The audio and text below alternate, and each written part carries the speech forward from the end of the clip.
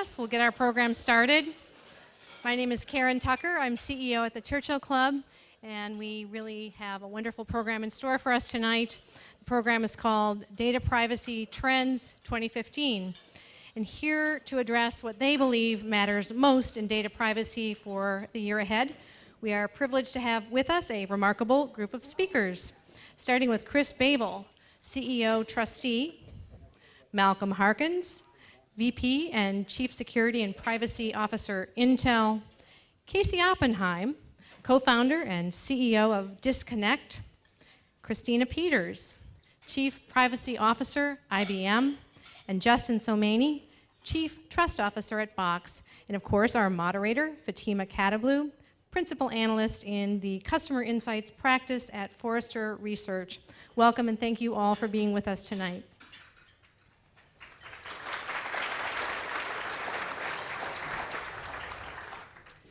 This program is presented in partnership with the NCSA, the National Cybersecurity Alliance, and TRUSTe as an official 2015 Data Privacy Day event.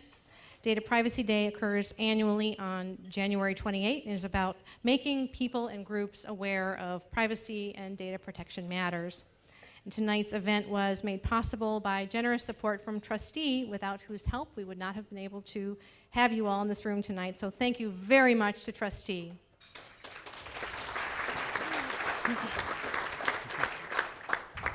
A few words about this organization, the Churchill Club.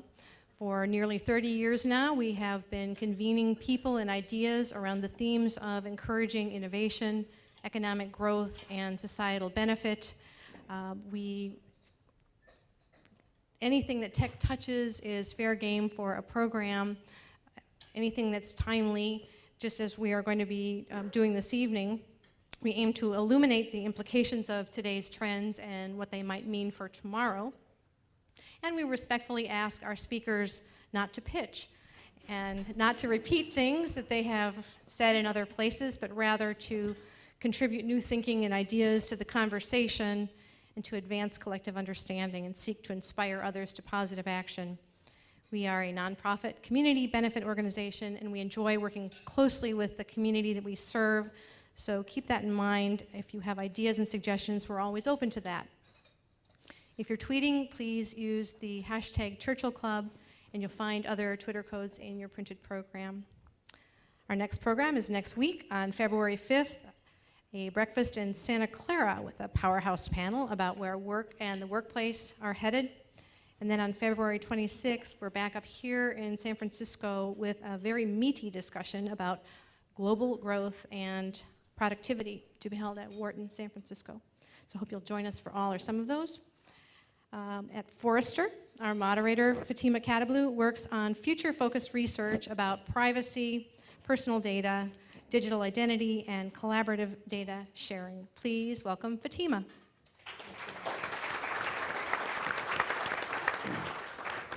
Thanks, Karen, and thanks to the Churchill Club and TRUSTe and Data Privacy Day for making today possible, this evening possible. This is my second year up on the stage moderating this event, and it's really exciting. I don't think anybody can look back at 2014 and think, wow, privacy was really kind of on the down low, and nobody was really worried about privacy and security. And so it's really exciting to be able to be back on the stage and asking some of the panelists some of the questions that I have for them, and I won't tip my hand just yet. And I think it's going to be great to talk a little bit about what 2014 brought, but also what 2015 looks like. These are all folks who live and breathe privacy day to day, privacy and security issues day to day. And so really asking them and helping you to hear a little bit about what their concerns are, what their challenges are, and what they're thinking about for 2015. Hopefully it'll be a great and meaty conversation. So with that, what I'd like to do is ask each of you just very quickly to introduce yourselves and your roles within your organization and answer this question. What was the thing that surprised you the most about privacy in 2014? What was your big aha, or how did that happen, or WTF?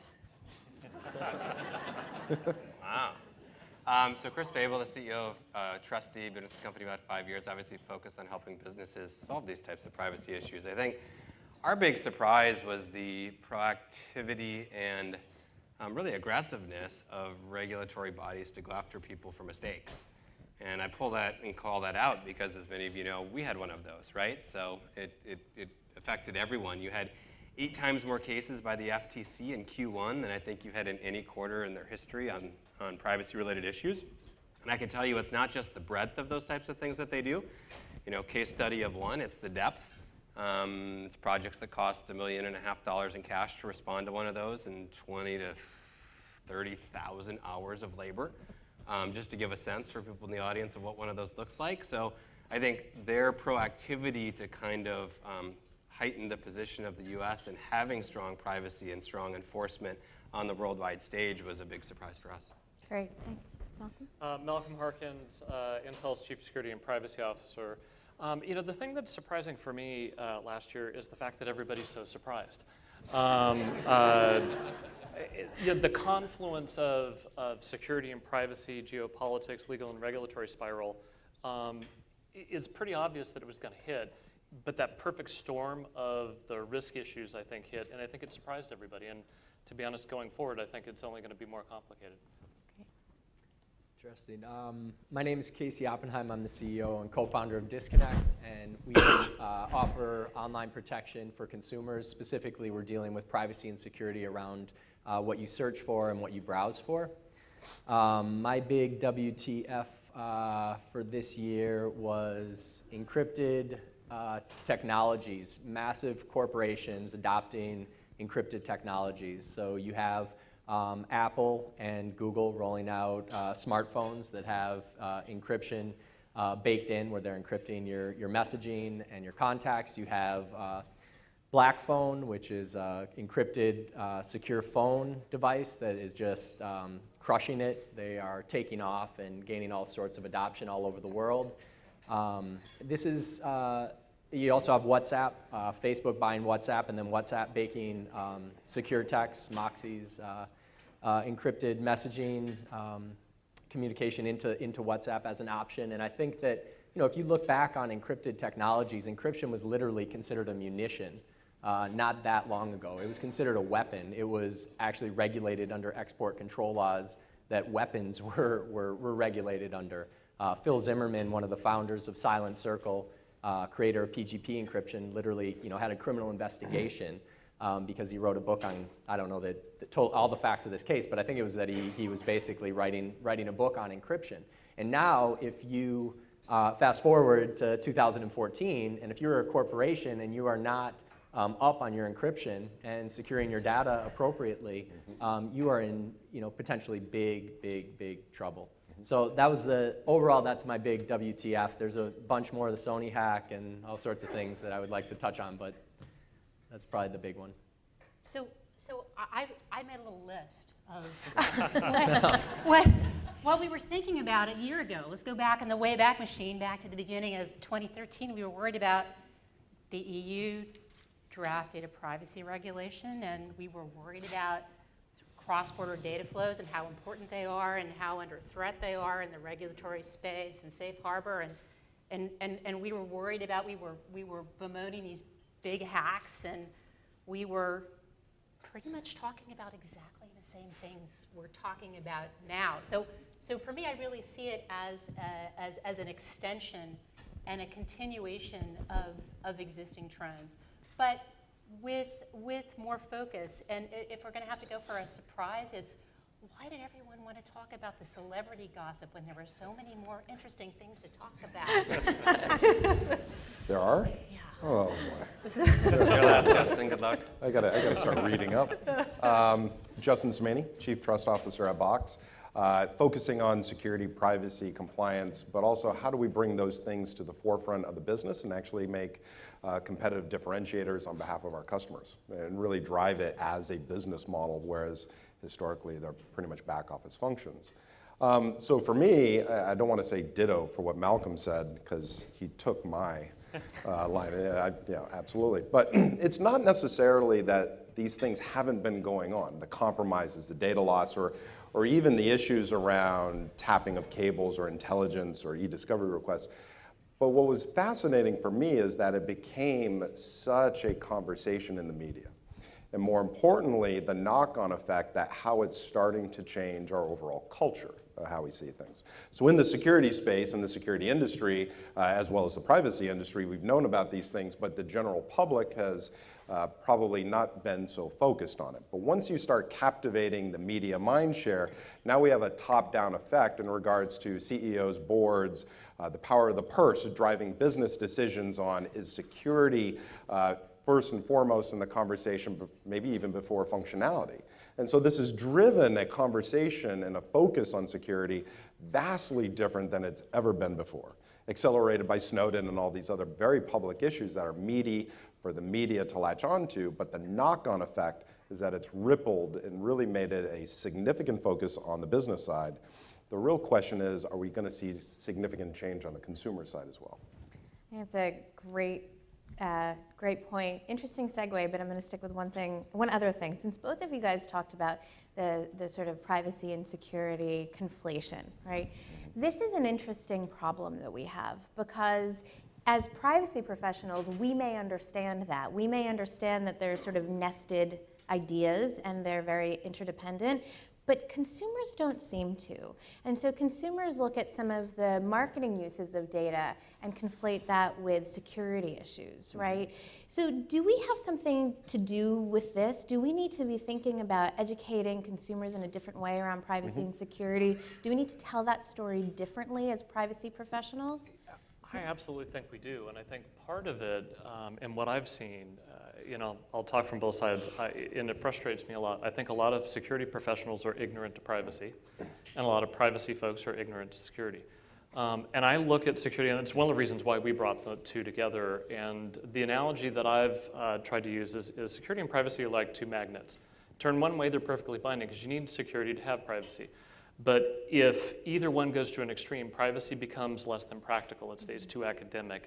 It's not translated into the technologies, the engineering, the architecture, and it stays too ethereal. And if the security encroaches too far, does too many things, does it the wrong way, doesn't have the right control mindset to preserve privacy, then the magnets turn and they get polarized. And I think we're certainly in a state, and to Justin's point with the Snowden stuff, we're in a polarized state between security and privacy, and it takes both sides of that equation to bring them back together and back into a binded state. Yeah, I don't necessarily think they're opposite sides of a coin as opposed to maybe more of a Venn diagram. But the problem that we have on the consumer side is that most consumers historically have not cared, right? They haven't seen the impact or been impacted. But once we see a massive evolution in how consumers have adopted technology, even looking at the next generation and how they deal with security and privacy, the teens are very security conscious, very focused on protecting. I mean, they won't use services or share out information like maybe the millennials have. And so we're seeing this generational wave of the adoption and how they focus, not on technology, but that it's become so commonplace that they've adapted into the core of who they are. Now, they obviously haven't grown up to be the main point of driving changes within organizations, but I don't necessarily know if we want to bifurcate the message of security and privacy to a consumer versus really wrapping around something easy and digestible around protecting your information, your content, and enabling you the visibility and control of what that really means, where it enables the privacy and security combined. Once you start making a more complex message, they're just going to turn off. Yeah, that's a great point. There's been some really interesting stuff happening lately with some of our clients, and they call in and they start asking about things like, should we be using Wicker? And should we be using ephemeral messaging as part of our sort of corporate messaging and internal corporate communication strategies, which is really kind of a very new question, I think, for enterprise companies to be asking. Casey, I want to ask you a little bit, because you make one of the disruptive technologies that sort of breaks the advertising ecosystem, the marketing ecosystem. Can you talk a little bit about what you're seeing in your own experience and also with your cohort of sort of disruptive startups around adoption by consumers? And we all talk a little bit about, like, consumers say that they care, but are they really doing anything about it? I'd love to hear what your experience has been. Yeah, I'm gonna tie my answer to the last question because I think it actually makes a lot of sense to do that. So for me, the pain point of privacy is when there's a security breach of your private information. And so I think that those two ideas are, I'll give a concrete example. For example, the statistics show that most consumers don't really care if Google is tracking your information about what you're browsing for online for the purposes of advertising. There's some caveats to that in regards to tying it to your personal identity. But for the most part, they don't care. But if Google's doing that and they get hacked and they're serving malware through their ad system, well, then guess what? People are very concerned about that. And people are very concerned about their browsing history and their search history being compromised by cyber criminals, for example. And so I think that the problem with privacy and trying to bifurcate privacy and security is that in consumers' mind, you really can't. I mean, there's all sorts of ways that your private information is being made vulnerable. So that's really what's driving adoption, I think, right now, is that consumers are starting to understand that this is not just innocuous tracking.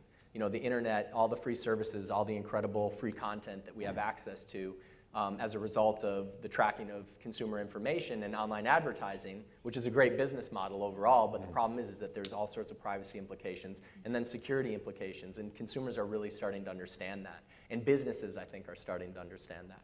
I think the Sony hack is a seminal moment. I mean, you have a state-sponsored attack on not just a corporation, but the employees of that corporation who are really, they were victims of a cyber crime, right?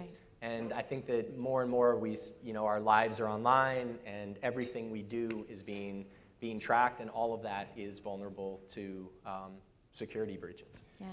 Yeah, and one last piece. I don't know if we're going to be successful if we try to change the consumer's perception of privacy and security. But we can change the consumer services perception of privacy and security. And there we can probably be much, much more successful.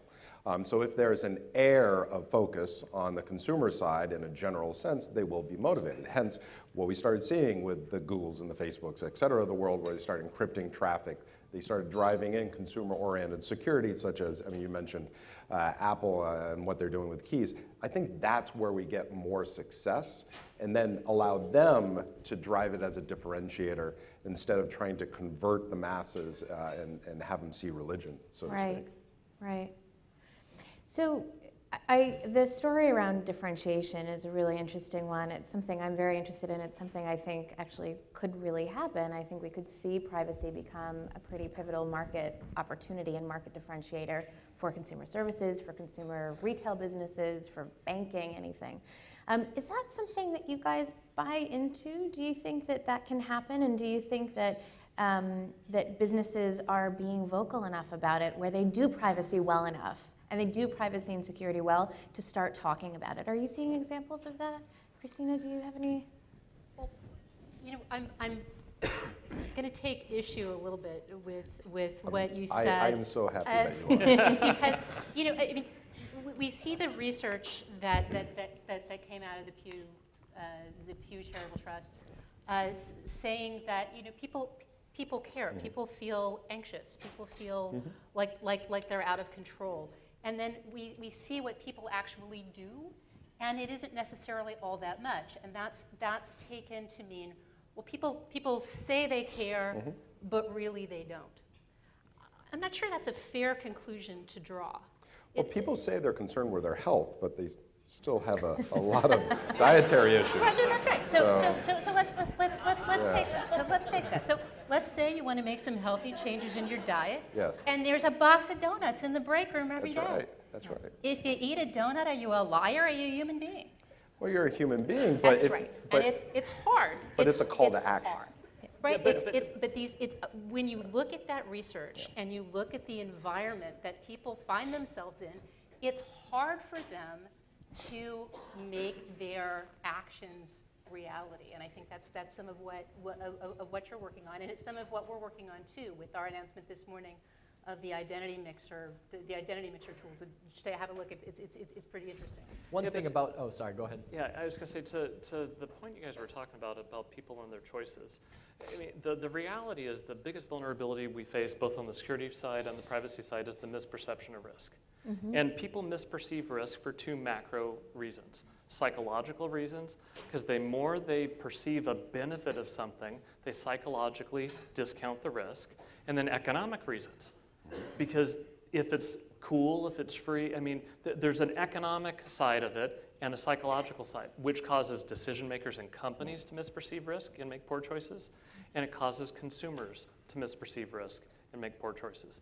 So the only way in which we're going to solve this is to really think about the psychological aspects of how people are interpreting those risks to make them make better decisions and put ourselves in the role of being a choice architect in architecting the choices for them to manage the risk better. I completely agree with that. At Disconnect, our mission is actually 50% education and 50% giving people tools to control their data. Yep. Because I think with privacy and security, a lot of it is understanding where the risks are, and then you can alter your behavior. Yeah. Another point, though, that goes back to what Justin was saying is that consumers, if you give people the choice of using email with encryption or email that's insecure, and there's no difference in the convenience factor, every single person who understands what that means will choose the encrypted form of email. Everybody will. Mm-hmm. But if the usability was so much better on that one, right. Yep. They'll use that one. Absolutely. Because it's the benefit equation, and they'll discount the risk. Mm-hmm. 100%. And it's just important for us to remember, we live and breathe privacy and security all day long. For most people, these are things that they want on their way to something else. Yeah. Yep. And if it's too expensive in terms of their cognitive overhead, or in terms of actual cost, or in terms of obstacles on their way to getting the thing they want. Which is why you have to build it in, and then make it as ubiquitous as possible with giving some level of choice, so that people can play with the dials a little bit. So I think that's because I think if the choice doesn't exist, part of the choice question is around, do people understand that they have a choice, and do they perceive that they have a choice, right?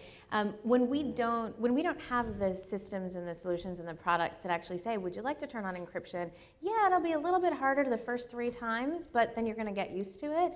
I think that's kind of where the sort of system breaks down, and this is the reason that I asked the question. Or make them choose to shut it off. Or set it as a default, so that it's default secure and default privacy enhanced. Right. And then they have to make the affirmative choice to take a higher risk. So, but this is the question that nobody's answered, which is, do businesses who do privacy and security well talk about it? Why aren't they talking about it and making it more of a product benefit? I do. I think a lot of companies do. And so we have 3 things. One, I love the cognitive overhead statement. That explains a lot of my day. So I'm going to have to use that a lot. It's a very fancy way of saying that my brain hurts or I feel stupid or something. I'm out of willpower for today.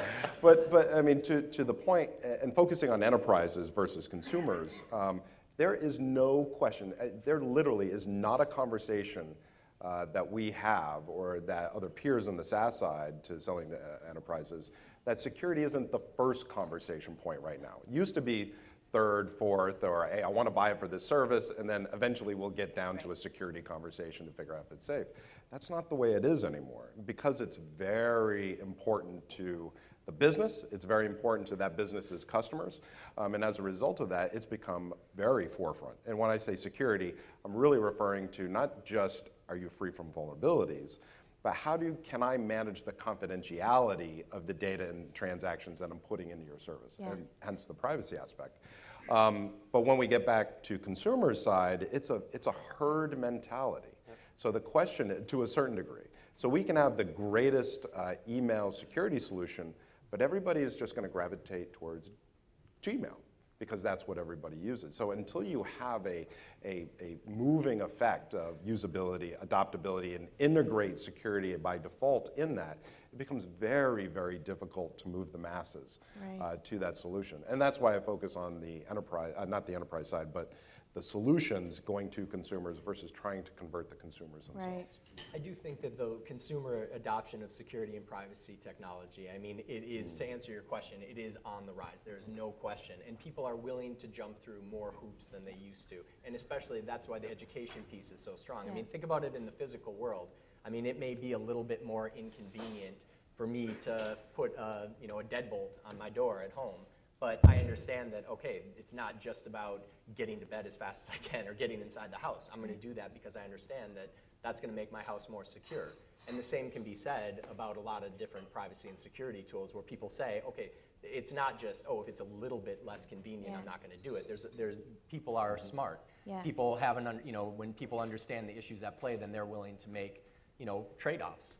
I agree with you, though. There's a complete disassociation from I clicked on this, I did that, I didn't do these things, and the risk manifesting itself with an identity theft or anything else. You can't connect the action you took to the risk impact to you, because it might be months, years, or you may never know it completely, which again gets back to the fact that they can't perceive it. So therefore, in many cases, a lot of them are going to make poor choices. Exactly. You know when somebody broke into your house because your stereo's gone, but you don't know when somebody penetrated your data in a Target breach. But if somebody picked the lock on your house and wandered around, took a bunch of pictures, and got out, you'd never know. You never know. Exactly. And that's what's happening. And that's what's exactly happening. Yep. So, Chris, you guys actually just released your consumer attitudes research today. Do you have a sense of the uptick or not of people actually taking action against their privacy concerns? Maybe I knew this question was coming. Nice infographic if you haven't seen it. A couple things, and I don't want to totally screw up some numbers here, which is why I actually brought this, right? But I think that what is interesting is we've done a kind of research study for the last 4 years, and we've asked consumers, first of all, are you concerned? That concern level, when you ask an open-end question like that, it's going to be high. If it's the highest it's ever been, it's actually 91%, right? So that's really high. Second thing is kind of, do you trust businesses? And the answer is yes, we trust businesses because 55% of the time. Whoa, what about the other 45% of the time? And why is that 55 actually decreased from 59 4 years ago? And is it these types of breaches and this type of increased education? What's causing that? The next high-level data point was like, do you not interact with them when you don't feel that trust? And that was actually also the highest number it's ever been at like 90%, 91 actually. So you kind of have increased concern. And when you dig into what that is, what's interesting relative to some of the things we've been talking about, and it looks at these differences between security and privacy, the top cause of concern in that overall first item I listed was collecting and sharing my personal information with other companies, right? The second one being security threats to personal data online. Now it's 38 versus 36%, so that's pretty close. But we've all been really focused as we've gone through this so far as it's a security risk, it's a security risk, it's a security risk for the consumer. This would tell you, and it's 2,000 people, but it would tell you it's actually higher on general personal data rather than the explicit security kind of statements out there. I think that a couple other points that I think are interesting are consumers saying, back to the action point of this, when they have concern, they say they don't interact with business, but what does that mean? 57% I haven't clicked on an online ad, 51% said I withheld personal info, 35% I didn't download an app or a product, 25% I stopped a transaction. And so you actually have a decent set. I don't want to keep hammering through this, but there's a ton of data in this thing that we released today that's I think interesting, is consumers are concerned. They don't draw a good line between privacy and security. It kind of comes together as safety. I mean, I love the fact that I get called to do interviews, and I get introduced as a security company, and we don't do a single security thing. We focus on the privacy side of things. That was my last job. And honestly, when I used to be back at VeriSign, and Justin and I worked together, sometimes we got called, how do you deal with these privacy issues? We didn't, right? In the consumer's minds, these things are very much blended together, and it kind of comes back to this feeling of safety. But what I think is interesting, and we haven't gotten there yet, is a lot of the distinctions, other than at Intel, is that inside a company, they're very different in terms of how they're addressed, technologies that are used to address them, whether there's technology or whether it's policy used to address them. And those two worlds, in terms of security and privacy inside an enterprise, are like 15 years apart. What I experienced 15 years ago in working with a company to think about how they integrate security and a policy and use technology to bolster that, was kind of a consultant effort, and now there's $60 billion a year sold in security software, right? Privacy is mainly consultants and people trying to solve these problems inside enterprises with a few consumer tools that are specific to privacy, a few that we have, but it feels like adoption of security 15 years ago. And so I think you see some of that in some of the consumer data as well. So I want to take that and the safety point connected to your lock analogy, of course leads us to Internet of Things, right? And as long as we're thinking about 2015 and beyond, I don't think we can talk about privacy without talking about connected things, connected cars. I mean, all of us who followed the CES news know that your car is going to be self-driving and telling you what's wrong with it and scolding you when you drive poorly inside of the year. So let's talk a little bit about the risks of Internet of Things, connected homes, connected devices. And when we look at the behaviors that people are taking or not taking today to protect their data, boy, what are they going to do when their whole home and car are connected? Where do we start there? Christina, do you want to?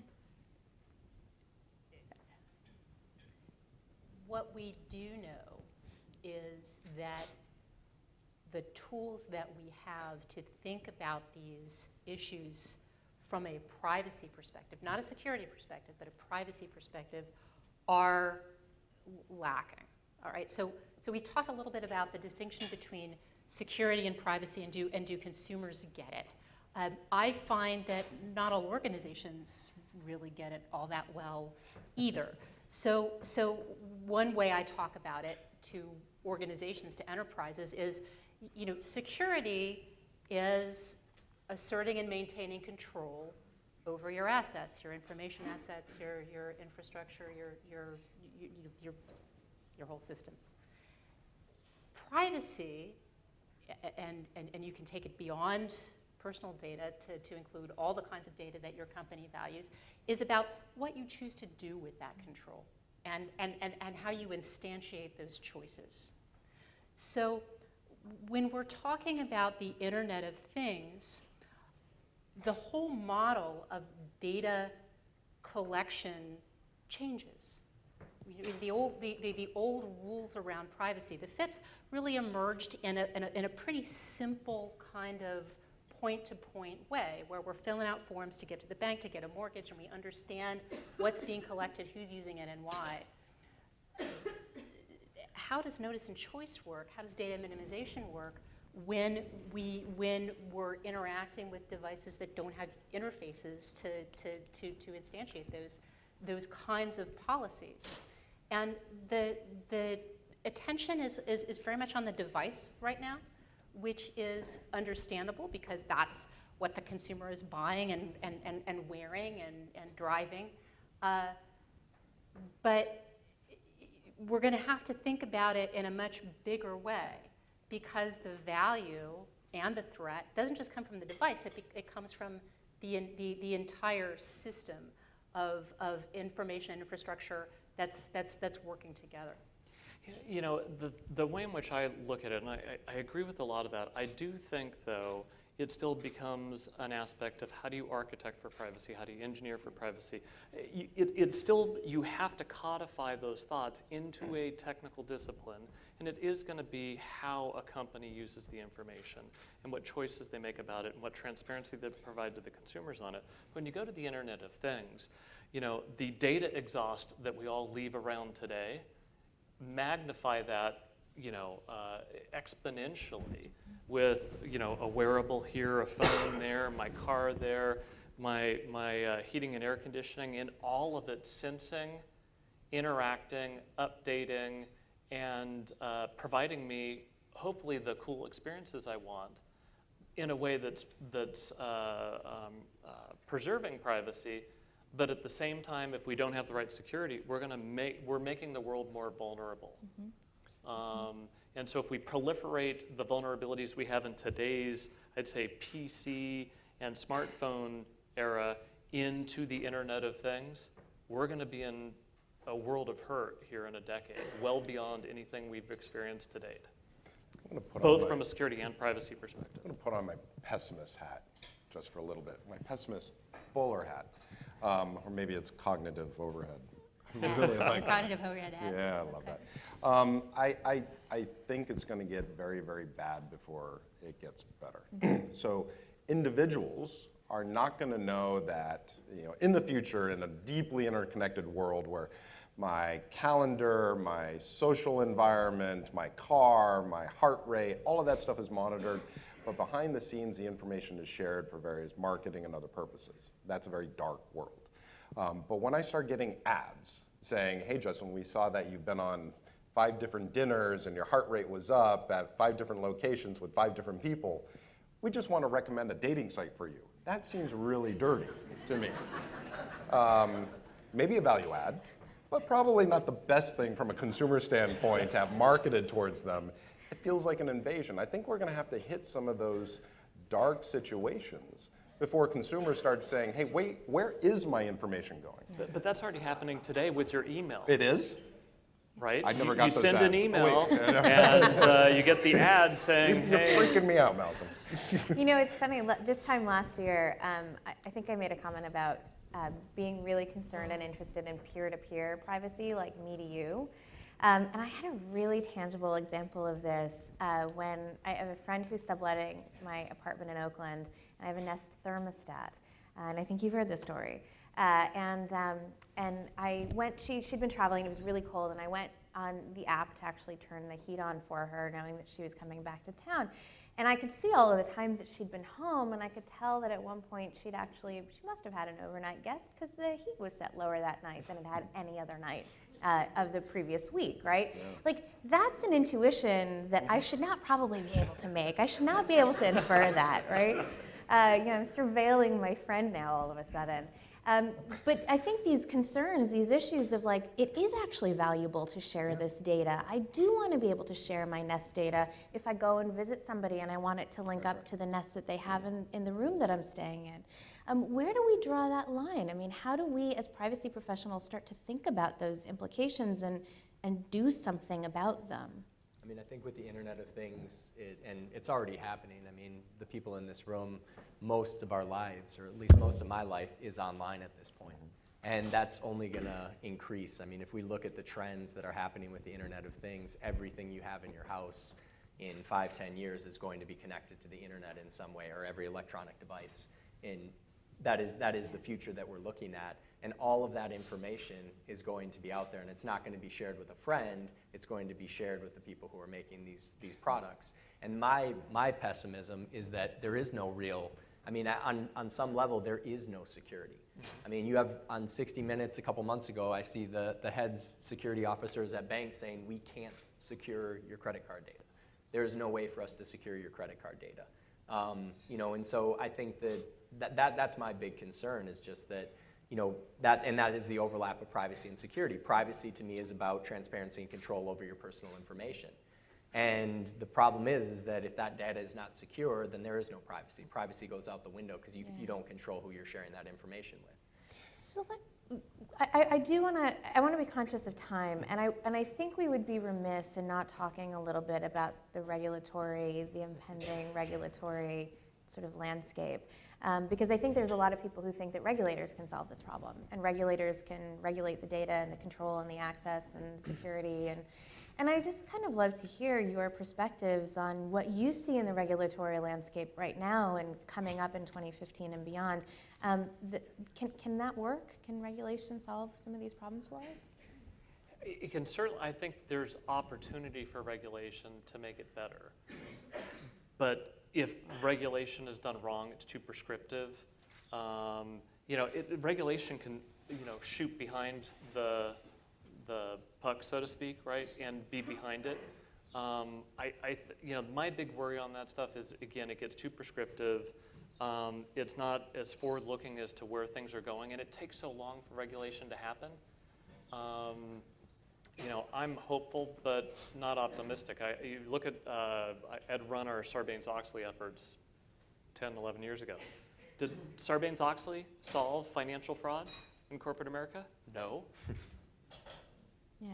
It was intended to. Yeah. Right? Yeah. It certainly improved controls so that you could say, I've got key controls that allow for financial reporting to happen and the integrity of it within tolerances, but it certainly didn't solve the issues that created WorldCom, Enron, and all that stuff, because we still have those today. Yeah, yeah. I think I think it depends on what type of regulatory acts we're talking about. And so we could have regulatory initiatives to say, which have been a very recent conversation out of the UK and US about the possibilities of encryption keys or the ability to escrow keys, not unlike skipjack conversation about 10, 13 years ago, where all communication can be decrypted by a particular government in that case. That would possibly be to the negative side of privacy, one would think. Then there's the other complete side, which is how we drive a better control and management to an individual over how their information is being used. I think in both of these cases, we do, where it can be very problematic, we do have an opportunity to stave off the negative and maybe enable the positive. We have never been very good as an industry being proactive in dealing with these problems. They've always been impressed upon us. Maybe specific companies are better than others, but as an industry, we've always been reactive. Yeah. We have a possibility now, as we see this wave of adoptability over Internet of Things, et cetera, to be very proactive in implementing rules and regulations within our organizations on the management of that information, whether it's a data protection officer or something along these lines, where it's proper management for our customers versus waiting for that fight to come to us and then trying to react, which is very problematic. And that was going to drive a very prescriptive regulatory issue, not unlike PCI in the security space, where it's just going to be vastly problematic in implementing, a lot of failures, and then we're going to sit here and say, what did we really get for it? So we've talked about this has been a very US-focused regulatory conversation. Yeah. Christina, I know you have some ideas about the sort of more global regulatory landscape. Well, you know, when you say the regulatory landscape, I really do. It's international business machines, right? So we do business in 170 countries, and it's really quite a challenge figuring out how to manage all of the variation in the regulatory landscape. And we can expect more regulation, even if it doesn't come here in the form of legislation. We know the FTC is very active, and that body of law continues to evolve. And countries around the world have laws, are passing new laws. You know, I've referred to Europe a few times. And in some instances, there are actually reasons to want new legislation, specifically where we have old legislation that isn't very good, right? I think about ACPA, right? The law that passed in 1986 that's governing how warrants operate based on ideas that Congress had about how people interact with email in the mid-'80s. You know, just not very rational anymore. And the Data Protection Directive that Europe passed in 1995 and all the instantiating legislation that came out under that, that's old. And it's 28 different legal systems that you have to figure out how to work with. But when you look at that legislation that I'm saying, hey, this needs to be updated, you can learn a lot about how laws should be passed now. Those laws are failures today because the law is a trailing indicator. It can't move as fast as the technology. It always gets the technology wrong, and the degree of wrongness just grows with time. So what do? You try to argue for principles, standards that give organizations the ability to figure out how to apply them in their particular situation. You get away from the prescriptiveness that causes the problem. And you know, regulators don't always want to hear that. They want to solve the problem that's worrying them today in a very specific way. So one thing that we can do better as an industry is take our examples of privacy innovation and tell the story. Because what I think we need to get across is that as our ways of using technology for organizational value improve and evolve, we're also innovating on privacy, and that the laws have to accommodate innovation on both sides. One of the things I might add to that, sorry, Casey, is if you think about like a very specific European law, like the cookie directive, right? And you've got the recent cookie sweeps in France, and everyone's kind of freaking out. And what are they freaking out about? It's prescriptive enough that basically says implement tag management. Yep. And it's a good solution. It works, right? It solves the problem to meet the law.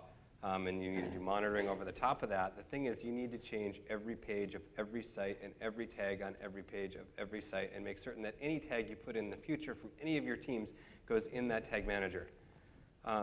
Most companies really screw that up, I hate to say, because it's hard and it takes time. And I'm not talking time like weeks. I'm not talking time like months. I'm talking time like years to get this in right for a site that's massive, right? And we have a scanner. Casey's tool as a client-side thing will let you see. You hit a site and look 100 pages deep, you're seeing hundreds and hundreds and hundreds of trackers they need to manage and put in there. Now, part of the goodness of that law is companies should know what the heck's on their site, and most of them don't, right? And that's kind of the scary part. But when you think about how prescriptive that is, what you have is the Europeans basically saying like, yeah, not going to do it, right? They won't come after me. And you've got the US companies saying like, oh crap, this is a tax on US businesses for the Europeans, right? And I've got more people coming to me, running to us from the US saying like, we have to meet this European directive. And when I talk to European customers, for the most part, they're saying, yeah, it's all right. And so you create these weird, just different dichotomies. And in big multinational businesses, it's particularly entertaining to see the US people argue for doing this and the Europeans say don't bother. So that's just one layer of this conversation. But I think there's another layer of, irrespective of where these kind of regulations sit, and I think you will have actually, my gut reaction is the European one will change, right? And it'll change because it's just too hard, and it's too hard not on US businesses, it's too hard on European businesses who are trying to transfer more data and get more kind of across Europe and pan-European. And so I think that will update. You will see it change at the end of the year. You'll see something get implemented in 2017. But that being said, there's also kind of competing frameworks globally. Like if anyone wants to go to Asia, I'm on the 11 o'clock to Hong Kong tonight. To get to the Philippines, to sit in a conference room in the basement with some of the team from IBM and 21 member countries to hammer out. We're 9.5 years into hammering out kind of a 21 country cross-border initiative. It feels a lot like the European equivalent. But it's actually there, and people are using that program and transferring data amongst APEC countries to use it as a basis to figure out how to move data around the European countries. And when you consolidate all that, you have the 49 biggest economies in the world except for one, India, and there's some thoughts and ideas there. So even if you have these competing frameworks, there's at least the realization of how hard this is for enterprise customers to deal with, and that there's oftentimes the right intent, and how do we marry these things up to tie it together to make it easier to actually do the right thing, even though the rules will be different because that's the nature of the global world we live in. I think about it from a consumer perspective, and the one thing that I think I would love to see from government, and everybody up here knows a lot more about international data privacy law than I do, but I would love to see some sort of common sense label, similar to a nutritional label, that just tells people at a glance, and corporations have to disclose, this is what we're collecting, and it is not 20 paragraphs long. It is standardized, and it is short and sweet, and consumers can look at it and say, okay, this is what they're collecting. They're collecting my name, they're collecting my age, they're collecting my marital status, they're collecting, you know what I mean? And we have the technology to do that, we have the know-how to do that. It's just a matter of we need to adopt a standard, and as much as I'd love for TRUSTe and Disconnect for our product to become the standard that allows people to see at a glance what a site is doing with your personal information, I think we need government regulation around that. In the same way that we have it for nutritional labels, so you can see these are the ingredients in this. This is how much fat there is, et cetera. Lori Craner at Carnegie Mellon has done a lot of work around this issue, and I would love to see governments come together and say, okay, this is a common sense thing where we can make a real difference. Well, one of the things about that, I mean, I've been in the security industry a long time where we've had regulation and frameworks and prescriptive. They help out, but the problem in implementation is it gets to the lowest common denominator. Yeah. But what I would like to see is a framework with a maturity model wrapped around it on a 0 to 5, whether it's CMMI, they've been around a while, where we can give a rating to a consumers where it's not complicated, but it's more of X company is at a 3, or Y company is at a 4 or a 5. We can give some sort of leveling without the minutia of what it is, but it also gives a competitive enabler between companies to say, where should we be? Yep. And what does that really mean? So you're applying the framework to really motivating organizations per their demand. It can get done too. Yeah. I mean, this is something that can actually get done. I mean, this layering approach to privacy, I'm a big fan of it because, you know, this is information you can give people 5 bullet points at the top and then let them drill down into it. And again, if that was regulated and that was standardized, I just think it would make privacies more meaningful. Like right now, 0 people are reading privacy policies. Sorry, Chris, except for Chris. Yeah, this is a funny stat, right? So if you did read them, you'd need to be a lawyer to interpret them. Yeah. Yeah. We've been doing that. We've been sort of looking at over the years how people read policies, and we realized you just couldn't ask it as a binary anymore. And so we start to trick people into answering it a little bit. Like, do you look for keywords? What are the things that how many minutes do you spend? And then you start to triangulate the way that they answer each of those 3 questions, and then you can actually start to create a real picture, because people will say, oh yeah, I look at every word of every privacy policy. How many minutes do you spend with a privacy policy? 3.5.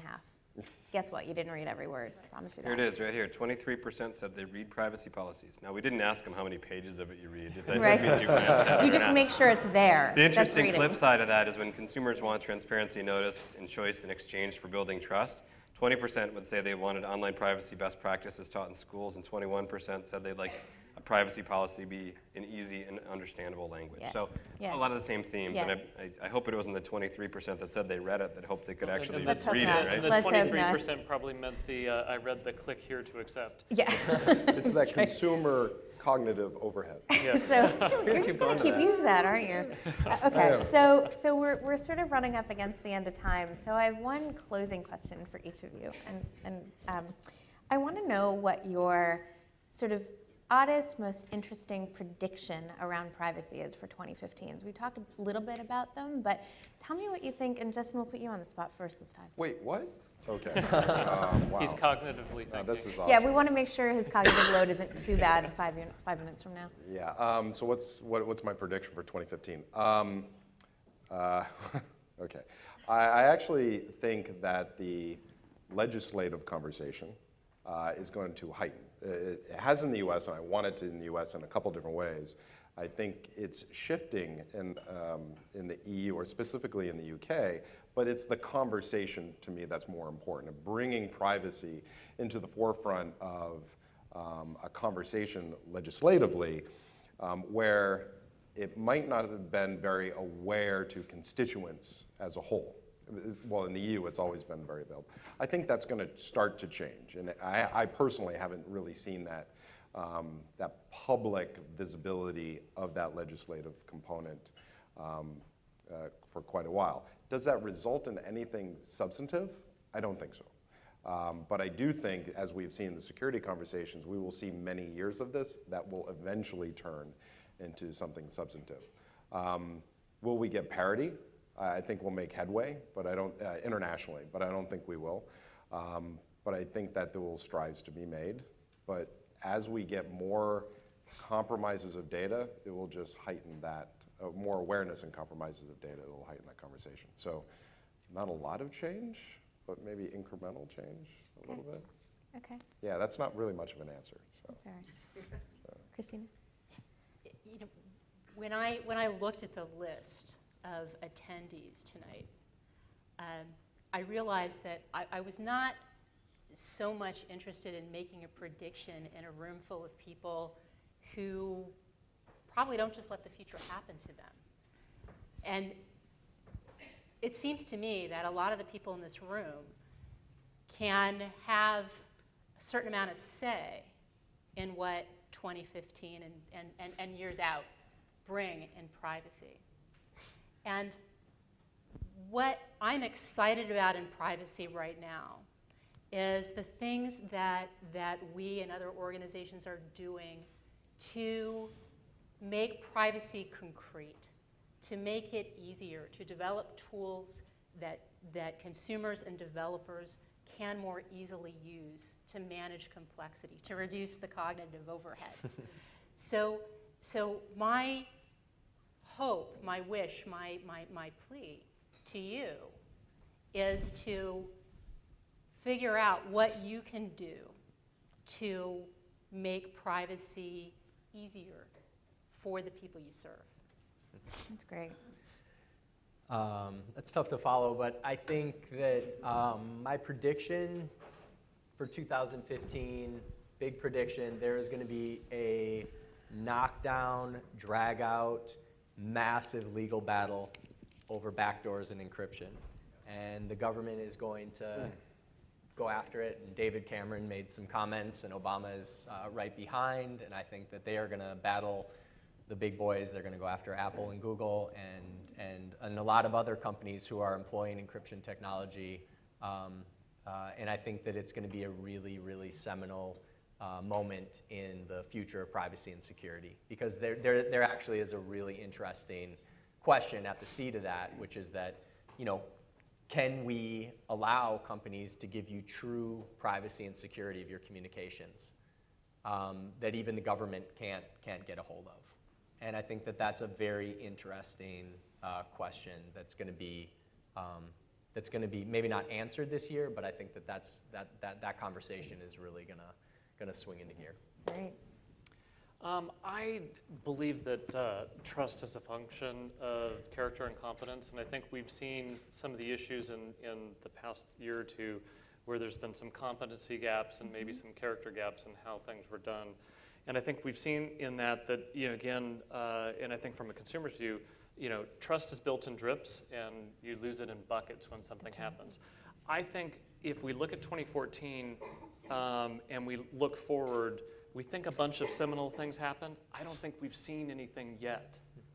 I think we will hit a trigger event because we've got your survey shows that people are not trusting stuff, right? And that type of stuff. I think we will have some type of more significant catastrophic event that will be much more impactful. And I think somebody will emerge out of that because they will have done it right, and they will take the market.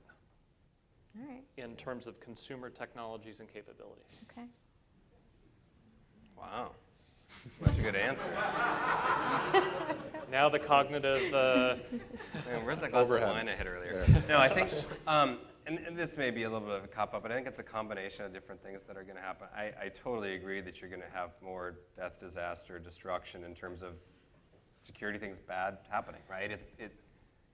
Like, what year hasn't it been building in the last 15, right? You maybe had a few years where it went flat, but that's just because the same things were working and organized groups didn't have to create something new and bigger and destructive. So you're going to continue to have, I think, those things build. And I think this dichotomy, and I was at an OTA event this morning, and you had the first panel, which is a bunch of privacy people talking about, data minimization and how you don't collect things and how you, do kind of deep privacy analysis up front, and you build into your products, only what you need, so that you don't have these huge data stores that you could get hacked into later. And of course, the next group after that was a bunch of law enforcement, right? And talking about what happens when they get a call on a breach, and they're like, the first thing we want is all your data, so that we can help understand what really happened. Every log you've got, all over, and you're just like, this is exactly this issue that you're talking about, right? So you have kind of continued explosions in issues that grab that consumer awareness and make people frightened, coupled with the fact that you are going to have this big battle. And I think, how it all gets resolved at the end of the day, and maybe this is, I'm going to tie off Christina and Justin's here too. Sorry to close a little bit this way, but it gets solved through technologies, right? It gets solved through consumer technologies that are whiz-bang, Casey's or others. It gets solved through enterprise technologies that help kind of the privacy side of the world catch up with the security side of the world. And it's really how all this stuff comes together. And I don't know which one's going to happen bigger. Like, if the great tools and technology for consumers come in first, does that make the big bang stuff not happen, or does that happen and cause it? Correlation, causation, I don't know which one is going to happen, but I think you're going to have a combination of these three things, and that's the only way you get out of that loop. Those are great answers. With that, I think we're going to open things up to questions from the audience. There's microphones walking around, so if you have a question.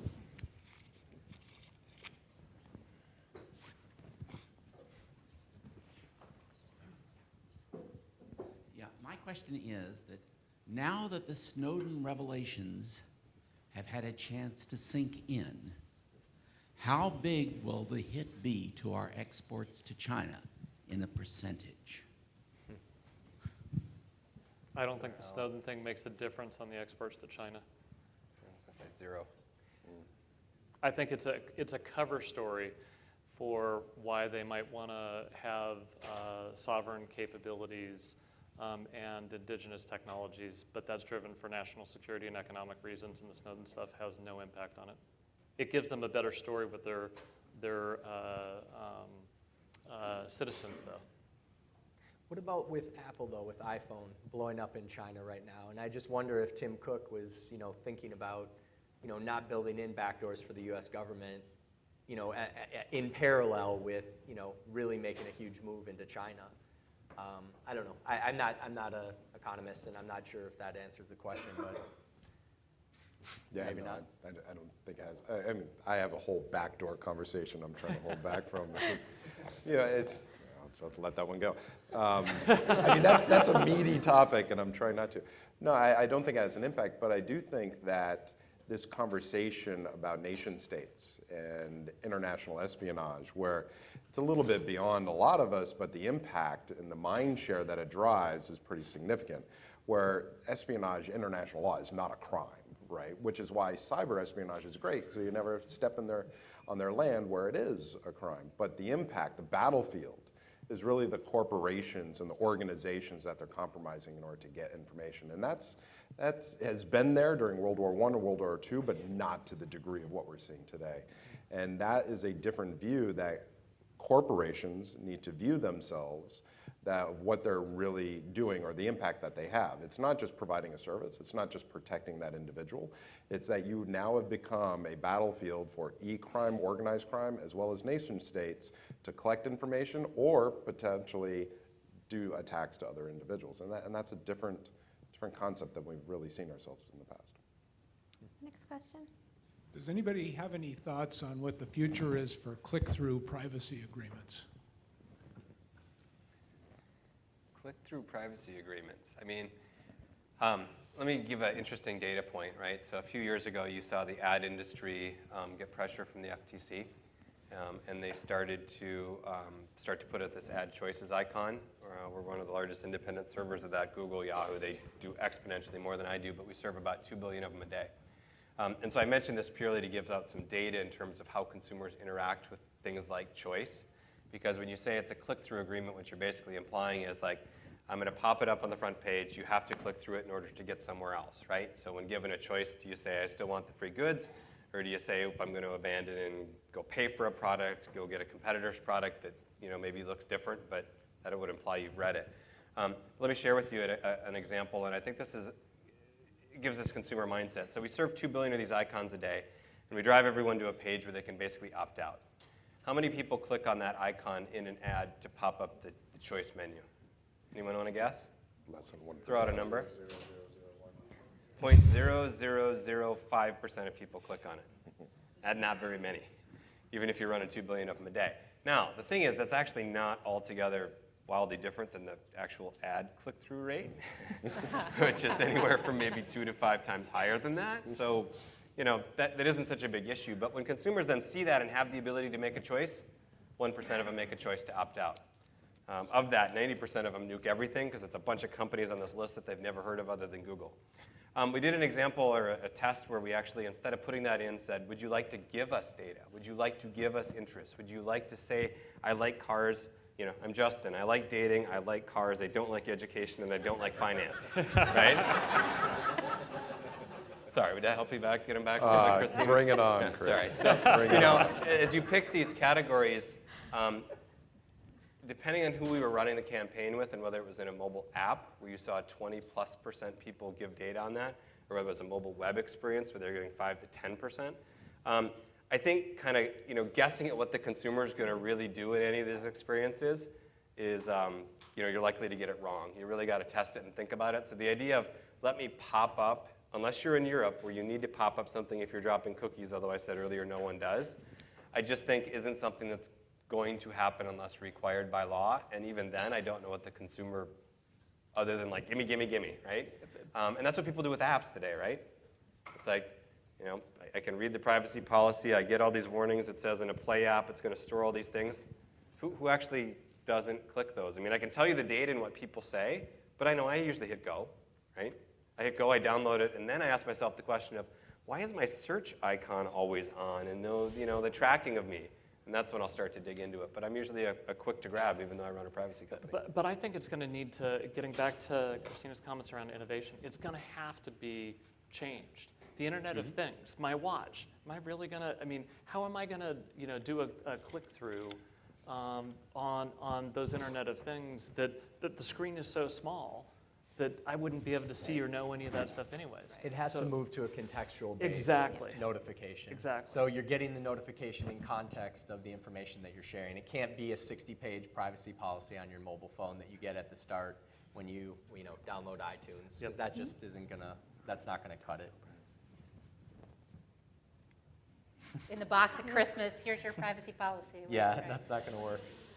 It's got to be when you're sharing the information or when Or when you it set a matters. master list of context for yourself because you have a capability on the device that allows you to do that. Right. And then everything stays within those parameters because you've enabled the control within the context of what a person wants. Yeah. And that's what's interesting about the example I gave, right? Is when you take a consumer through the same experience of clicking on the Add Choices icon and getting to a page where in one case you show them the ability to feed info back into the system, but to feel the sense of control and direction, versus I'm going to take this thing and nuke everybody on the list and get worse ads. Yeah. You got, if you look at that 1% opt-out and 5 to 25% opt-in, that's a massive difference in terms of like the value to the ad ecosystem, right?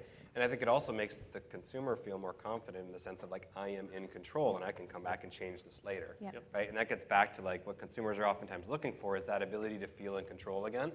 It may not control everything, but it's better than where we've been in the past, and that transition needs to continue. It absolutely, and it's happening. I mean, if you look at, your smartphone is asking you, do you want to share your location with a specific app? And that type of privacy notification, that makes a lot of sense, right? When you start using it, you get it, you say, do I want to? Well, if it's, a Maps app, then yeah, probably yes. If it's some random app that has nothing to do with needing your location, The flashlight, yeah. But we've had this problem in the past. I mean, look, how many times have you had the pop-up saying, hey, you're going to a site and we can't verify the certificate? It's the spousal approval. Yes. Well, the consumer I don't necessarily buy into a lot of these pop-ups. It's deconditioning us, or reconditioning, whatever, desensitizing us to some of the importance of what it is. And I think consumers, if they're not already, will quickly get to the point of, no, and just constantly go through and forego all, or just accept all risk to their own detriment. How do we deal with that problem? And Isn't this about the creating competitive differentiation and privacy? Like this is where that becomes valuable. Site A doesn't require you to do that. App A doesn't require you to do that. And we've seen it with the flashlight app, right? Yeah. So. But that's why I say you really have to drive it on the corporation side versus I can give you 50,000 bells and whistles on accepting thing on the consumer side. Their behavior generally is always going to be the same. Yeah. Do you have another question? Yeah, I've got one with regard to companies promoting privacy. BlackPhone has been a prime example of that, and yet now we hear that there has been a serious security flaw in their software. So will that cause people to pull their heads back down, or will it be viewed as a cost of doing business, and those companies that are thinking about promoting privacy will do it anyway? I worry that it's a bit like airlines promoting safety. Anyway, your thoughts on that? Compromise is inevitable. I mean, it will happen. Everything's always going to have some level of vulnerability. So I don't think it's not going to necessarily change anything for them unless, again, it gets hyped in the media or it gets blown into something bigger than what it is. And I think if they respond to it well, address it appropriately, again, it gets back to the character and competence. If they have the character and how they handle it well, it won't be a problem. I don't think they have much of a market to really get a voice of what that impact might be. If they were Apple, for example, I think it would have gotten a lot of play, but we'll have to see if they actually make inroads from a market share perspective. But much to that point, I mean, yeah, you're going to see vulnerabilities. I think we've been desensitized from a vulnerability standpoint. The question is, will BlackPhone, which they won't, obviously, because they don't have access, share that information back and forth? But the real conversation is what are the mindsets that BlackPhone is driving and how Apple will adopt them. And that's the different conversation. Yep.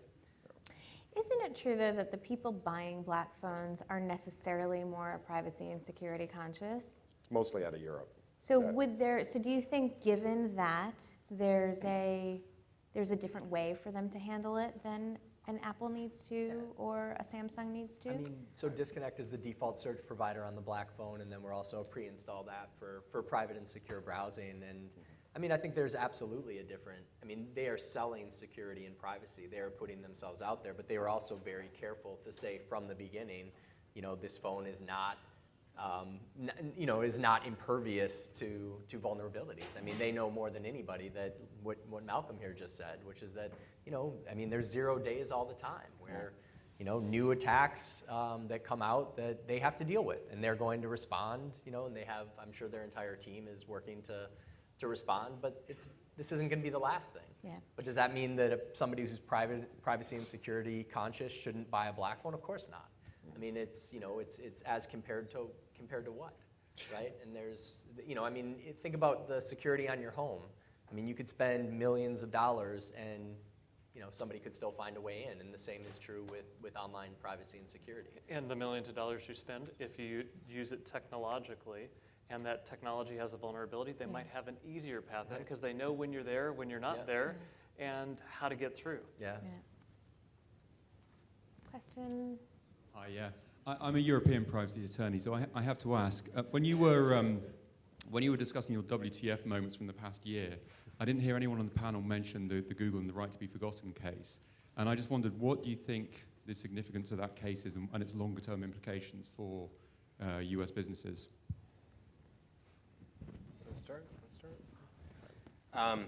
That's a good what the fuck moment, yeah, and I'll just say it because I think everyone agreed, and in fact a lot of Europeans just said, really? Like, okay, wow, this is gonna happen, and I've heard that they have hired 800 or 1,000 people to review the hundreds of thousands of requests that they're getting. You know, the funny joke that I had heard was, oh, just send them back to the, you know, local DPA and let them decide, right? And I think that actually provides a big challenge, and you see it now pushing even further to saying like, okay, please now do that on .com, right? And I think this is where you start to see, in the same way that the Europeans would say, please don't export onto us your, you know, weak European privacy standards and get EU safe harbor or get a binding corporate rule or use model contracts or something like that. You're now kind of seeing the reverse, right? Which is in .com, please let this person disappear. And I think, you know, what does get talked about in the press and stuff is like, you know, the guy actually did a bunch of things that weren't great, and those aren't even the worst not great things you could think about doing that really should probably be in the public domain. So I think you have this odd dynamic of it kind of coming back full circle the other way into the US with the push for .com. It will be interesting to see what European courts say to that as that, you know, maybe works itself through that system, because I think that was a surprise moment for both Europeans and Americans, right? It wasn't just an American surprise.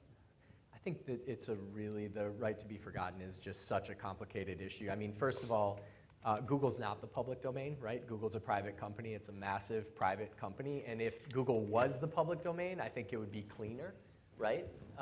But it's not. And so you have, you know, I don't know, man. I think it's the tip of the iceberg, too. I mean, I think that there are so many areas where there is information about people that are on Google.com, for example, mugshots.com. That's, you know, that's an issue. You know, you get arrested once in your life, and people are basically extorting you for money for forever, or you're going to show up as your #1 Google result is going to be that mugshot from when you were 18. Why are you looking at me? And I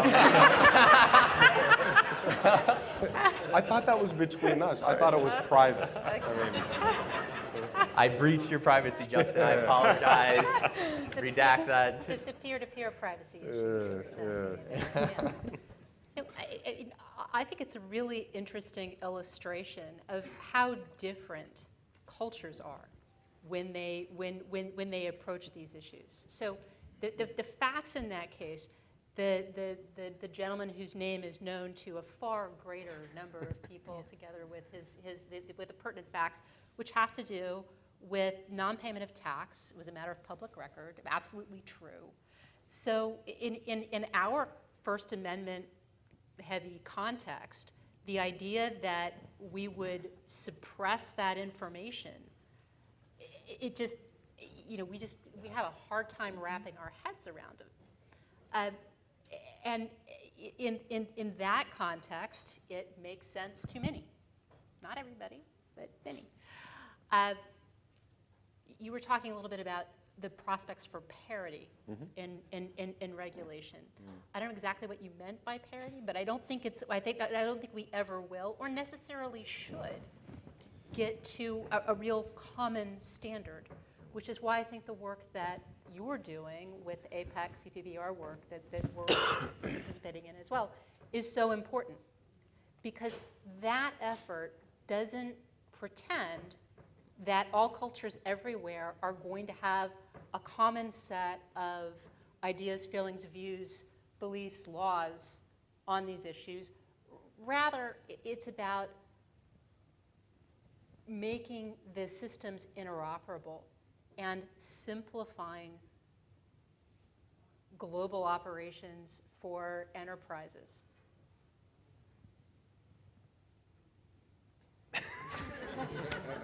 No, I just dovetailing, because now I feel on the spot. He's all for the right to be forgotten now that he's been reminded. No, I think it's an interesting conversation that you bring up in regards to the cultures of various states and how it's enacted in laws. And then, you're bringing up a point, whereas in the U.S., public information and sharing that information, but at some point, what is the tipping point where maybe too many people know about it? Is public truly public, or just public within a small community of people? And obviously that's for us, but there's a very different viewpoint out of certain countries where maybe certain information isn't culturally intended to be public, but more private. Or what is that graduating scale of gray, working from no knowledge to everybody knows about it? But I think at some point where we will never get complete parity because of those cultural differences, historical and enactment in law. But it seems like we have a huge disparity between what is PII, how is that PII information shared, how is it maintained, how is it right to be forgotten, or what is the storage limitations, or how long can we keep it? Not within one country, but between countries, which has created such a opposing view, or even a generalization of opposing view, especially between the Europeans and the US, where it's creating a balkanization of technology. We don't want to use X, Y, and Z technology. We're going to create our own, and then we get into a whole, how is that really going to drive innovation and change? And is that the true vision of what we see as the internet, as this interconnected free world? We're not there. Will we ever get there? And I think privacy is one of the huge conversation points that we need to figure out if we're ever going to break through and realize the true usability of this thing that we call the internet. That's awesome. So a lot of tonight's conversation has been about personal information. I'm wondering what the panelists believe are the rights of consumers in aggregate or truly anonymized data or other data derivative products that companies build. Can you give me an example? Sure. So if you look at Google Maps, it shows traffic. That traffic is an aggregation of lots of individual cars and cameras. It's not an individual car. Does a consumer have a right to not have their data aggregated? I think one of the tough questions here that always gets asked first is, how is it, I think you said, is it truly anonymized or something like that, right? And we don't need to get into the semantics of that, but we've oftentimes found that true anonymization is actually a really hard thing to define and then achieve. And as soon as you think you've done it, you're, not to poke out names, but you're Netflix, and you put it out there and it's great, and you actually get a whole bunch of people to contribute and help you improve your recommendation engine. And then someone says, Fatemeh, I noticed that you've been renting such and such, and the whole crap storm of PR comes because anonymized wasn't as anonymized as you thought. So, I don't think we have to get into that, but I think that's a hard basis underneath, right? But I think, and I had this conversation earlier today with someone, with something like a Waze, right? Waze is a great app. I use it all the time. You look at Google Maps, you combine it with that, and you get both the kind of reported through Google Maps traffic data, which they get from city and local governments, combined with the Waze data of like wow, there's a bunch of red right here because everyone in front of me has stopped for whatever reason that has the app on. What I've always thought is interesting about that, and maybe they've changed it, but you could actually download it, have it, look at everyone else's data, and then you yourself say no, right? And to me, that always kind of felt a little unfair. It's like, well, if you're viewing the aggregated data, you should be a part of it. And if you're not okay being a part of it, you don't get the benefit. And maybe that's me just, being back to like second grade and like everybody's got to play fair, right? But I think that there is this dynamic of anonymized data being incredibly valuable and societally, valuable. Just like I was going to say earlier, like the Internet of Things, we talked all about the consumer aspects, but there are business aspects. Like I've heard GE talk about 180 terabytes per sensor per engine. Like somebody provide those terabytes of data so we know where planes are that are still missing, and we know that parts need to be fixed, right? But I think a lot of these things in aggregate form have tremendous value and societal value, but it all hinges on your key first statement of truly anonymized. And that's where it gets very hard, both from a mathematics perspective, as well as a kind of cultural perception of where those lines are perspective. And there isn't a good answer out there. I think it's individual. Like Waze works. Come, contribute your data, get a benefit. That works. People either take it or they don't take it, right? But other things where it's like, I did give Netflix this, and now someone's saying that I watched these things, that doesn't make me feel good, right? So those lines are both cultural as well as like truly mathematically driven, and it's hard to know you have an issue until you have an issue. And I think the other point to that is that there's such a thing as co-owned data.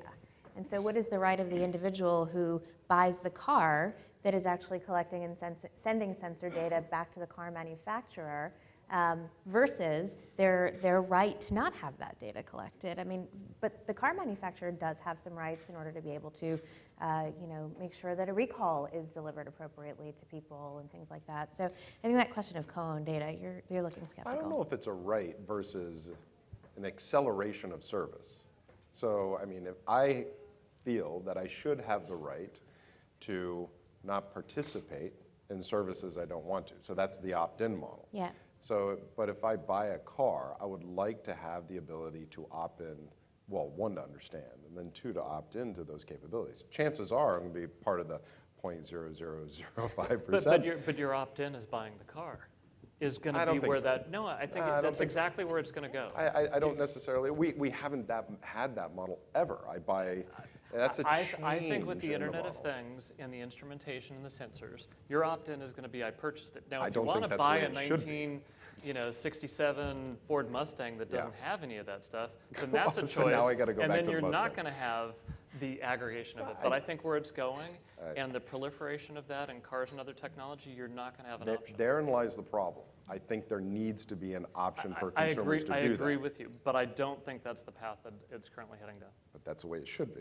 I agree with you. But then what happens the first time somebody sues a car manufacturer because they didn't get the notification and they opted out? Well, there's individual cognitive overhead that really needs to be applied here. Well, I mean, what happens on the inverse is saying, hey, you're tracking all my things, and now company X got compromised, and I wasn't given the right to do it. I assumed if I purchased something for my own use, personal use, it's for my own personal use. But the car today already has sensors. You get in an accident, and depending upon the accident, let's say you run a red light, or you run something, you kill somebody. They're going to download the sensors. They're going to see how fast you were speeding. Yeah. They're going to look at all that data, and then use that in a potential criminal prosecution. You didn't opt into anything. It's just in the car. Well, that's my point. That's my point. They should not do that. I should opt in. You bought the car. That's not. And there's probably a piece of paper that you signed at the dealer. And buying a house doesn't mean that I have opted into the utility company of mining my data. I turn on the utility. Well, it depends where you live. What? Kind of depends where you live. Okay, fair enough. I think the short answer is we don't know, yeah, right? exactly. Yeah, it's a great question. It's a great question. Do we have another question? Hey, so it's Javier Agüera, co-founder of Blackphone, but my question is not related to Blackphone. So I think the real effect of the whole Snowden Sony thing is that people are starting to think, well, I'm actually a good citizen. I shouldn't care about this. I don't share naked pictures. I don't work for Sony. So why does this whole privacy thing affect me? What event or how much time do you think is going to take for the real population to realize that privacy is actually something that affects everybody and it actually has a real impact on your day-to-day life? If any, because maybe that never happens. But. You know, I think there's a couple instances in the past, and hopefully they won't happen in mass. Christina, you probably remember this more specifically than I do, but there was a case in Canada, if I remember correctly, of a woman who had been diagnosed with breast cancer. And she was denied coverage because the insurance company found that she had bought a book on surviving breast cancer. And she had bought that book a few years earlier because her sister had been diagnosed with it. You know, to be honest, I think you'd have to have something in mass like that where your patterns and knowledge maybe you don't get health care anymore.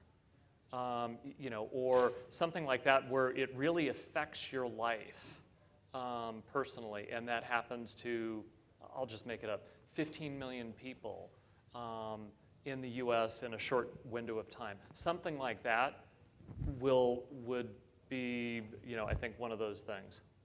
Yeah, I think it's a major platform. Facebook, Google, Axiom even. Somebody like Axiom who's collecting personal data on hundreds of millions of people, getting hacked and having that information be thrown online in a way that actually affects, like you say, I don't think it has to be 1 billion people that are personally affected like that, but you know, many millions.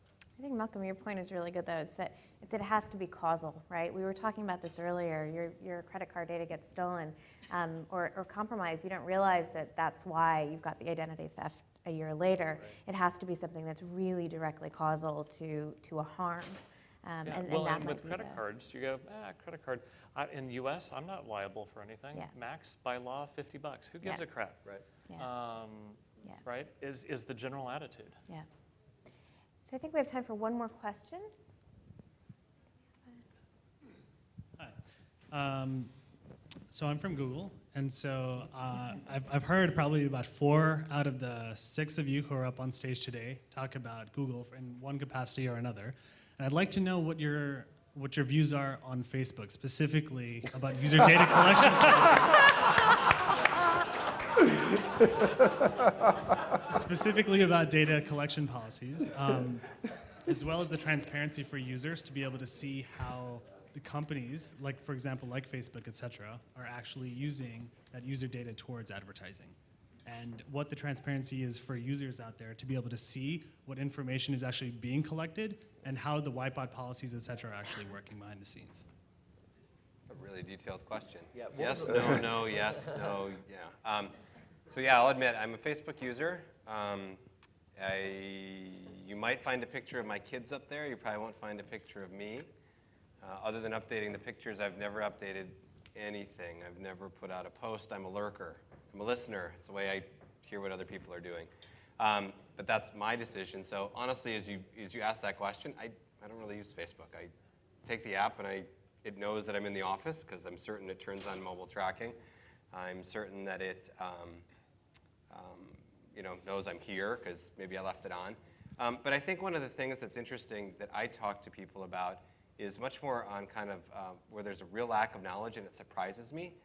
Maybe just to share is not the consumer side. I think there's a lot of confusion there. I think they took what was not much transparency early on, made it incredibly transparent with lots of dials, but in many different places. It was overly confusing. They tied that back together. It's now in one place that you can turn a set of controls and it's much easier, and they try to keep that updated. So they kind of swung from the no transparency to so much transparency and choice that it was confusing back to a spot that, for the most part, when I talk to consumers, they believe it's better, but I don't think they understand all the nuance behind things that you're talking about. And in fact, advertisers don't. So when we talk to our client-side base, and we're like, wow, you have the Facebook like button on, you know what that means, right? You know that means that Facebook knows that, your smart water product X, Chris Babel, was on that page looking at that product, right? Oh, well, not if they're not logged in and hitting the like button. No, even if they aren't logged in because the cookie's still there, and even if they don't hit the like button because they still can track that, right? And I think it gets to a point where, and I'm not going to let you get out of that bucket either at Google, because there's a lot of things that you guys do that I think the average consumer and even sometimes the average business doesn't necessarily fully understand, right? But I would put both of you in the bucket of you're doing much better than maybe you have in the past. I mean, you guys have a good set of privacy controls. I can go in and learn that, you know, when I let my kids surf on my account, you guys think I'm interested in all sorts of crazy stuff that I'm not interested in. But, you know, that's the way the algorithms work. I understand that. But I think as an industry, you guys have all come quite a long ways and are doing much better. But I actually don't think most people outside like the hard tech ad space, and certainly not consumers, understand the nuances of all the questions that you asked. Right? I think that's the big point I'd make back, is that consumers don't understand that difference, don't understand those things, unless you're kind of in that 0.005% of people that click on my add choices icon, and then the 1% of those that make a choice. Yep. That's the group that understands that. I would say, my cynical view on Facebook is they got 1 billion people in the door with privacy policies that were just buried. And then once they got to critical mass, they said, okay, now it makes sense. Let's be more transparent. We're getting hit by the FTC. We're getting a massive amount of bad press on this. And so they made some serious improvements on that. The other thing, though, that Facebook does is that, that their website, I mean, obviously Google's making huge amounts of money just on the search AdWords, right? But they're also big on display ad revenue off of their domain. But I think Facebook, I don't know their numbers, but I think that they have a little bit of an advantage over Google in that they're relying more on advertisements and tracking on their own domain on Facebook.com. I mean, I know they do a lot of third-party tracking through their like buttons and social widgets, but I think they're primarily, especially on mobile, going after ads on the Facebook platform. And so they can kind of be, I think that the place where they're moving is actually a little bit more, it's easier for them to be more privacy friendly, and I think that their chief privacy officer has done a really good job in the last year or so, it seems like. I didn't actually talk about it. I talked about a European Court of Justice case about Google. And there's a European Court of Justice case about Facebook that should be decided in this next year, and when that decision comes down, I'll tell you what I think of that.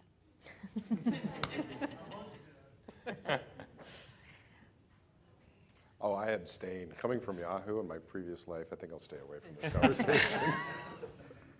All right. My perspective on that whole thing is, again, it's the whole learning and innovation. And I think, to your point, people are going to run fast, they're going to experiment, they're going to learn, they're going to iterate. And I think every social company out there is doing that, regardless. And they're just at different maturation levels. I'd like to thank our speakers for sharing your insights so freely and also your senses of humor. Thank you. And Fatemeh.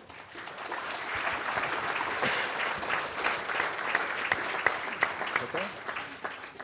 And you, Fatemeh, for guiding the conversation so very well. Please accept this Churchill Club speaker T-shirt. Yeah. Going to the Philippines. Thanks. Wear it on the red eye. A recording of this video will be available on the Churchill Club YouTube channel shortly. And I'd like to thank our partners again, TRUSTe and NCSA. And you've been a wonderful audience. Thank you so much. Good night.